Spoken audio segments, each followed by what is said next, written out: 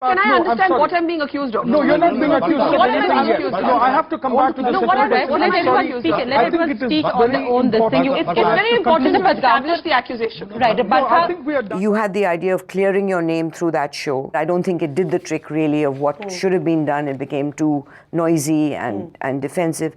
I think my position on it, despite what people may have egged me on to say or not say from that time, has remained pretty consistent. I continue to believe that as far as I'm concerned, and my conversations were concerned, this was a completely manufactured Was she a source of information for you during that time of telling you what was happening in the telecom?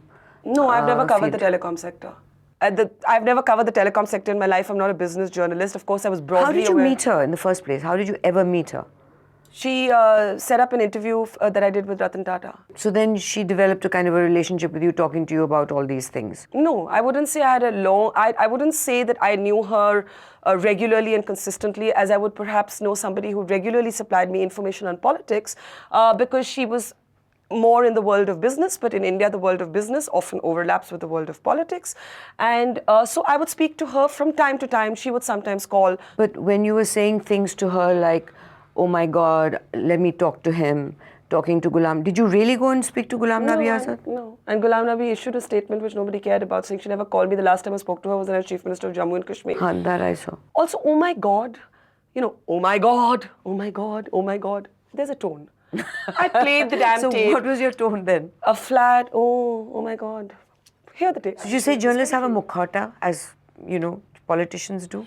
I mean, journalism to some degree is a little bit of a game of seduction and betrayal. But I would, in that little bubble of trying to get information, create a certain kind of feigned friendliness, camaraderie, maybe even empathy at times.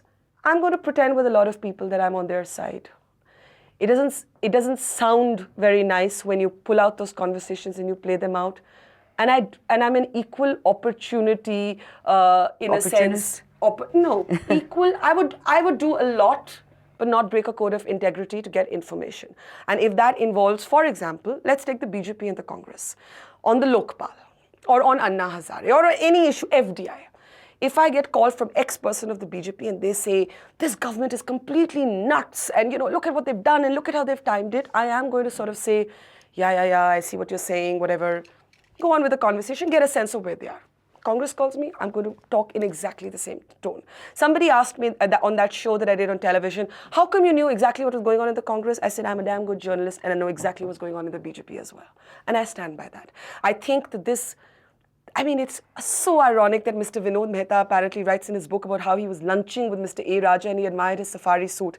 And I've never even met the man that Vinod Mehta accused me of lobbying for. But Vinod Mehta's been out to lunch with him. I don't see anybody tapping Mr. Mehta's phones or giving us a piece-by-piece account of Vinod Mehta's lunch with A. Raja. I'd love to have been an eavesdropper on that conversation and seen exactly how standoffish Vinod Mehta was with A. Raja. Surely A. Raja is the culprit more than Neera Radia in the 2G scam. He's the actual offender. Mr. Mehta was out to lunch with him. I've never met the man. Giving them a right to response. You're in a position to get an investigation going on who planted these tapes.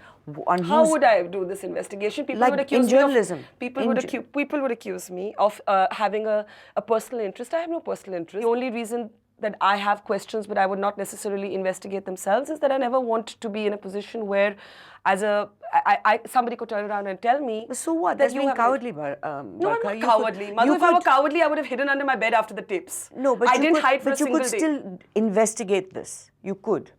You are in a position to do it. Well, maybe there's a thought there. And maybe Why should you respond to what people will say? No, I don't generally give a toss about what people say. Yeah, exactly. Yeah. So then, this is a position where it should be investigated. I actually think you've convinced me that there is much more to investigate. Okay.